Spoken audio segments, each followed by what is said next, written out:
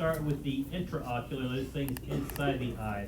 There we're really talking about two things. We're talking about the vitreous body, and we're talking about the lens. Now the vitreous body, sometimes referred to as a vitreous humor. Back here, it's really the bulk of the eye. I mean, the majority of the eye by volume is indeed the vitreous humor or the vitreous body. It's a gel-like material there. So as you would expect, I mean, it's connective tissue, it's got a lot of hyaluronic acid, causes water to infiltrate, giving it a gel-like consistency. But the outside of it has very fine, delicate fibrils woven together to kind of hold it into place. If you've ever dissected, typically it's a cow's eye, if you've ever dissected an eye, if you're very careful, you can dissect out that vitreous humor and hold it in your hand. When I have students do that, undergrad students do that, I'd have them take a sharp tip scalpel that they've been using, and just the very tip of that, just barely touch that aqueous humor. So they do, it just all spills, okay? It's held there very fine, very delicate fibrils, but once it's pierced, it's going to flow out and be a gel-like ooze there. You can find some wandering macrophages in there. There's going to be fibroblasts in there. If we had microscope-based lab, I could have you go to high power to find some of the cells in there. What you occasionally see in there is something called the hyaloid canal.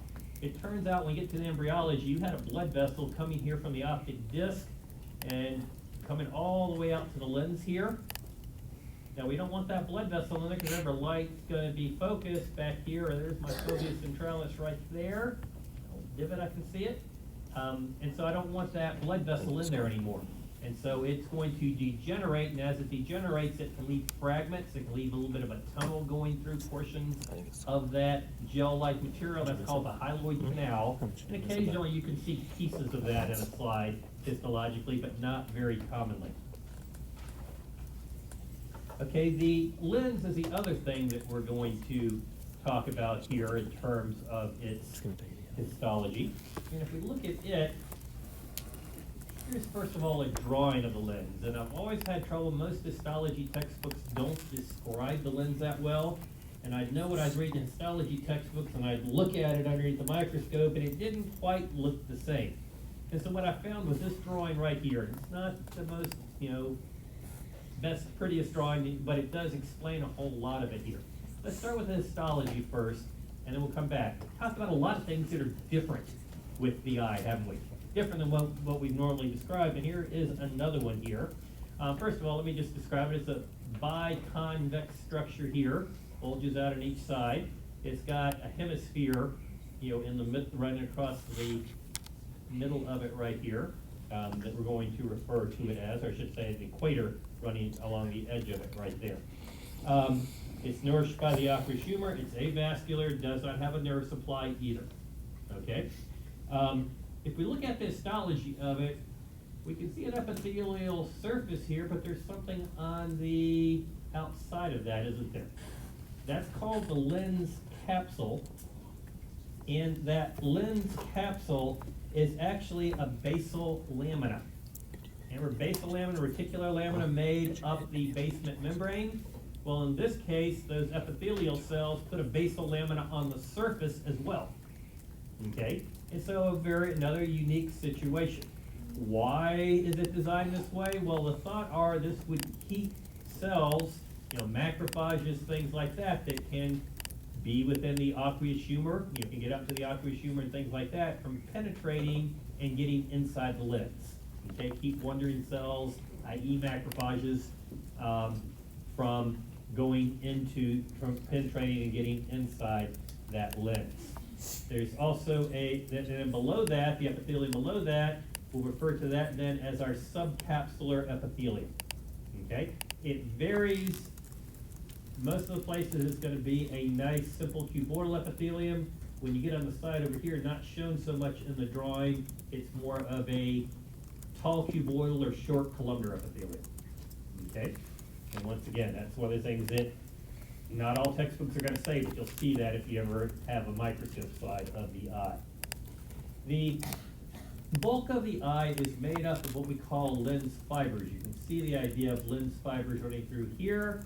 We've used the word fibers to describe different things. I mean, there's thread-like collagen fibers. We also had muscle fibers that were cells. These are cells as well. These are cells, if you take a look at them and you look at the lens fibers out here, you can definitely see nuclei in them. When you're out at the equator, as you come inward here, they lose their nuclei, whereas out here they're more straight up and down. Coming here, they're more curved, and they're almost all of them are going to go all the way from the anterior surface to the posterior surface until we get right in the center portion here. And you can see the difference on here. Here is the living cells, they still have nuclei. Here's where the cells are now dying, they're called mature lens fibers there. And basically, when they're dead, you can think of them as just cell membranes containing proteins called crystallins. And those crystallins are the proteins that actually will bend the light rays, will refract the light, which is the job of the lens, to reflect that light to focus it on the fovea centralis.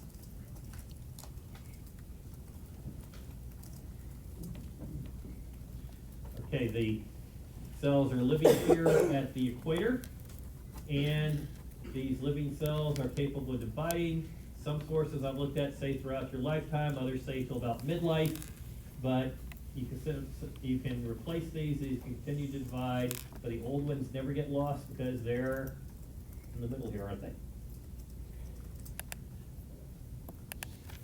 All right, let's talk about extraocular structures. First thing we'll talk about here is our conjunctiva, okay?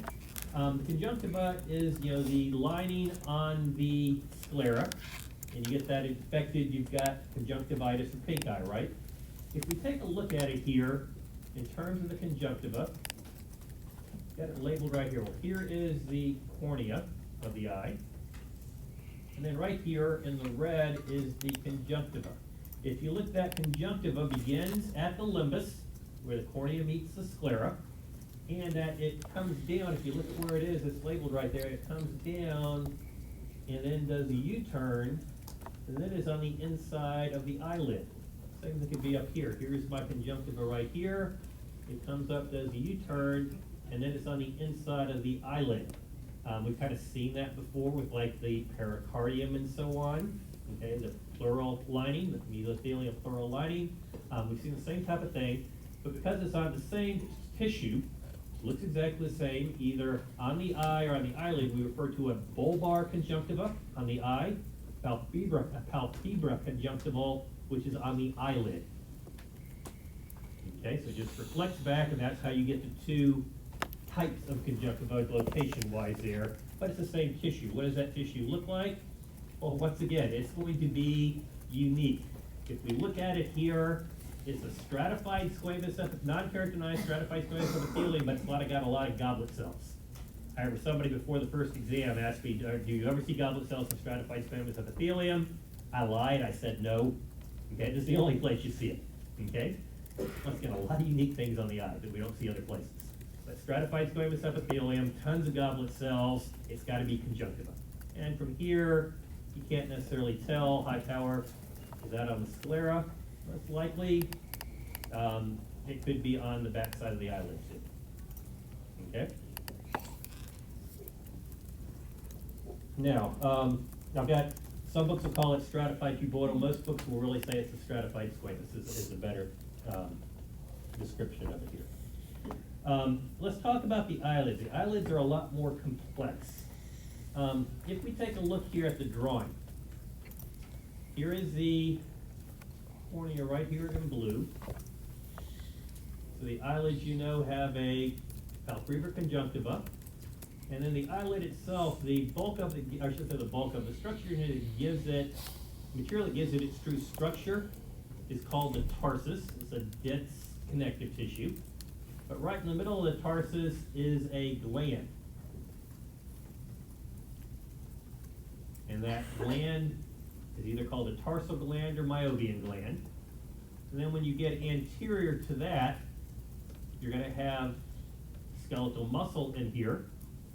Okay, it allows you to move your eyelids. And then down here at the tip, you're going to have more glands. You look, all the glands are basically emptying here at the tip. Why do we have all these glands emptying? Well, they're making material basically to help lubricate the movement of the eyelid across the eye. Okay? Think about it, you're blinking several times a minute, correct?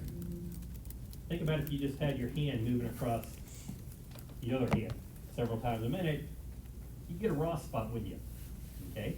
Well, we want to lubricate it well, so you've got the tarsal glands, you've got glands of Zeiss, which are little tiny glands. They're really the sebaceous glands associated with the hair follicle of your eyelash. You've also got another little set of glands in here called glands of Moll, which are modified African sweat glands that secrete out here as well. All of it to provide lubrication. If we look at it histologically, the outer surface has to be skin. If you look right here, which side touches the eye and which side is the skin? Well, I can make out little tiny hair follicles various places here. And I know there's no hair on my inside of my eyelid, right? Wouldn't want any if I wanted to have a nice smooth surface. But I teach the medical students, we haven't done skin yet when I do this, but I always just say, which side do you want rubbing against your eye? Okay? Obviously the left side, not the right side, correct? And so you can get the idea there. If we take a look and compare it to the drawing, that's why I put a drawing up here with it. This side over here would be my palpebrae conjunctiva, labeled C. This right here would be my tarsus. It's staining kind of a dark pink, but you can see a lot of the tarsal glands in here. The openings of those tarsal glands that are going to be emptying. They're in blue here, so we emptying down here at the tip. I didn't happen to catch, this may be the hair follicle, the eyelash coming out here. If I could see the sebaceous glands in here, which I can't, those would be my glands of Zeiss, and it's very rare that you actually have a slide showing you the glands of Moll here. You will have skeletal muscle out here. Okay, that's it, labeled as M. The darker material out here would be skeletal muscle, and then skin on the surface. And we'll have some slides for lab as well, which will show this, and this one's a little bit overstained. We'll have it stained a little bit lighter so you can make out the muscle from the tarsus and so on. The last thing to talk about then will be the lacrimal glands. I don't know if you covered this. I doubt you covered this in anatomy. You just don't have enough hours to put everything in anatomy. This is kind of a cool system. Your lacrimal glands themselves, superior-lateral out here within the bony orbit, or out here. And every time you blink, you're going to release a small amount of tears that will wash partway across the eye. You blink again, they'll wash a little bit further. You blink again, they'll wash a little bit further.